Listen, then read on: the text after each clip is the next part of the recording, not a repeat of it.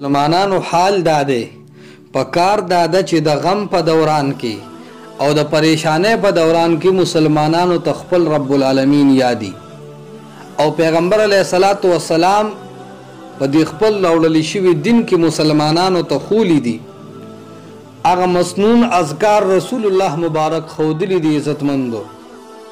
چې پاغه سره د سړي پریشانی کمیږي او ختميږي ټینشنونه ور سره الله ختمي او د ازله خوشاله کیږي خو څوک چې مسنون اذکار وی او پابندي کوي لکه سنن ترمذی کې 3505 نمبر حدیث ته سیدنا سعد بن ابی وقاص رضی اللہ تعالی عنہ فرمائی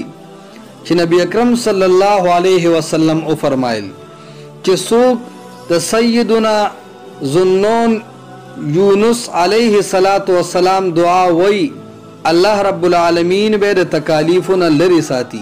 پریشانو او ټینشنونو نه به الله محفوظ ساتي هغه دعا سوا لا اله الا انت سبحانك انی کنت من الظالمین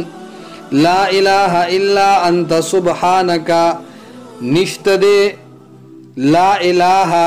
نشته دے سوک معبود نشته دے سوک د عبادت لائق لا الہ نشته دے سوک پریشان ختمون کے لا الہ او نشته دے سوک د خوشالو راوستون کے الا انتا اے اللہ صرف تے سبحانک اللہ پاکی تعالی رضا انی کنتو یقیناً یمزو من الظالمین د مجرمانونا نو دا دعاگانے وائے او دا غرنگی اللہ رب العالمین تزان سپارے دا سے سیدنا ابو بکر رضی اللہ تعالیٰ عنہ نم روایت دے چھ رسول اللہ مبارک فرمائل سنن ابی داود کے 5090 نمبر حدیث تے الادب المفرد کے امام بخاری رحمت اللہ علیہ ذکر کرے دے چھ دا دعا وائے اللہم رحمتک ارجو فلا تکلنی الى نفسی طرفت عین واصلح لی شأنی کلہ لا الہ الا انتا چې اللهم رحمتک ارجو خدایا صرف ستاد رحمت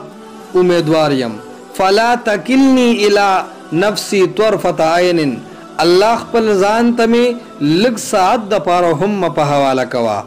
واصلح لی شأنی کله الله زما د ټولو کارونو تو کارسازی الله ته کارساز وګرځي او زما کارونه اگر برابر کی حاجات پی پورا کی لا الہ الا انتا اللہ ستان بغیر بل سوک یا حاجتون پورا کون کی نشتا دغه رنگی صحیح بخاری کے حدیث 3645 و مسلم شریف کے دا حدیث نقل لے سیدنا عبداللہ ابن عباس رضی اللہ تعالیٰ عنہ فرمائی کہ رسول اللہ صلی اللہ علیہ وسلم تب من قتل نو دا تکلیف و دا پریشانے وقت کے بعد اللہ حبیب دا دعا لستا لا الہ الا اللہ العظیم الحلیم لا الہ الا اللہ رب العرش العظیم لا الہ الا اللہ رب السماوات ورب الارض ورب العرش الکریم نو مسنون دعاگانی مسلمانانو لا دا پریشانے و دا مصیبتونو پا وقت کے وائل پکار دی دارنگی عمل اليوم واللیلہ کے ہم یو روایت نقل کردے چھ مستدرک پا اول جل کے 509 نمبر صفحہ کے ذکر کردے سیدنا انس رضی اللہ تعالیٰ عنہ فرمائی چھ پیغمبر علیہ السلام پا مشکل اوقاتو کی دا دعا فرمائلا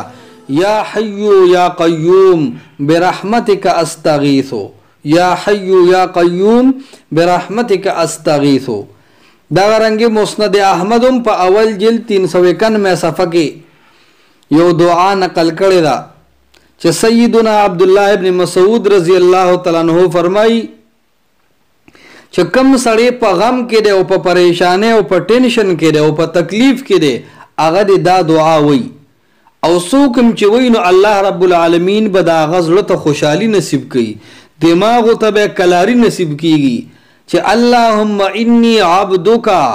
وابن عبدکا اللہم انی عبدکا وابن عبدکا وابن امتکا ناسیتی بیدکا ماذن فی حکمکا عدل فی قضاؤکا اللہم انی اسألک بکل اسم ہوا لکا سمیت به نفسک او انزلته فی کتابک او علمته احدا من خلقک او استأثرت به فی علم الغیب عندک ان تجعل القرآن العظیم ربیع قلبی ونور صدری وجلاء حزنی وذهاب همي. نو دې سره الله رب العالمین پریشانی او تکالیف هغه الله رب العالمین لري کوي.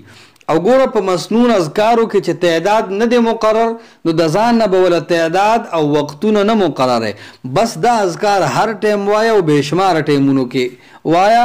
او تعداد هم بېشماره وایا، بس سوره پوری چې دی ووې دا نه چې خامخا به په تسبو سلزله پوره کې نه، بس دا بیا خپله مشعله جوړوه. الله رب العالمین به بیا پریشانی ختمی او زړه ته به د خوشحالي او سکون راولي.